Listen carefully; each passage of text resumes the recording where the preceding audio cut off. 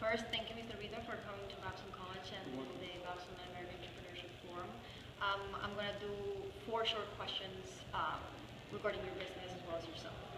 So first, what has been the key success of the former InBev, now Anheuser-Bush InBev's financial model that has allowed it to accomplish all of its acquisitions, starting from a smaller operation with Brazilian brewery Brahma, and now being the #1 brewery in the world? Well, first I think we have a great group of people. I mean, as I told you, it's all about this big dream, great group of people that see the company as their own company, so their owners.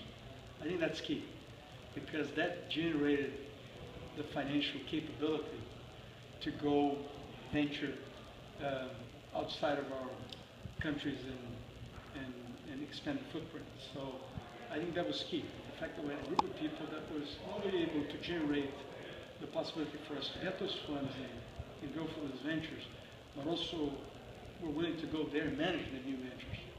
So I think at the end it's all about people. Great, thank you. The next question is, what has been the contribution of Anheuser-Busch InBev to the new acquisitions? Is it management, leadership, cash, quality, customer intimacy? What we brought really, again, was the culture that we have. I mean, that's the only thing. We've done 6 acquisitions in the last 15 years, and always in the same sector. And every time we look and ask, why are we more, we're not perfect, but why are we more efficient than this other company? And the only 3 things we could put our fingers on time and again was, we had a group of people that were more talented, not by chance, but because we invested and believed that was important. We had a group of people that was aiming higher, so dreaming bigger things. And we had a group of people that really saw the company as their own company. So they were owners. So that's the things that we brought to our new colleagues. You know, this idea that the way to manage a company is to really have the best people dreaming big and feeling that they own the company. Great, thank you. And so this question is, what has been the biggest challenge in all of these acquisitions? Is there anything you would have done differently? No, I think the biggest challenge was when we did the AB combination, as we call it, the Budweiser, and we signed the deal in July 2008. We only closed it in November 2008, and in September the world changed dramatically with the financial crisis. That was some tough months we had, because we needed 10 banks to come on closing day with $5.2 billion each. And the banks were in tough positions. You know, some of them were disappearing, and we got very worried about that. Those were October, November, tough months. But at the end, things worked out, but they were tough months. Thank you. And the last question is, how do you see the beer market with a global brand? Is it a beer that everybody likes?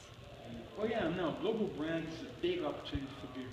Because if you look at the watches, the pens, the computers you use, the iPad, everything, the cars you drive, everything is a global brand. All those products have become global, but beer.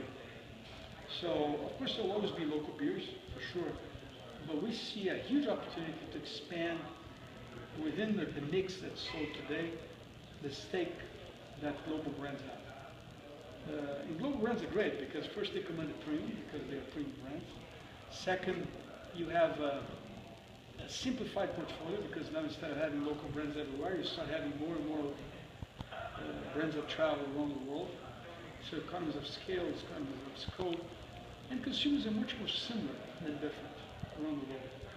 So a lot of the values and position of brands, they appeal to a larger group of consumers around the world. In India, in China, in Brazil, in Belgium, in Germany. So it's the world is more similar than we think. Well, thank you very much. Those are all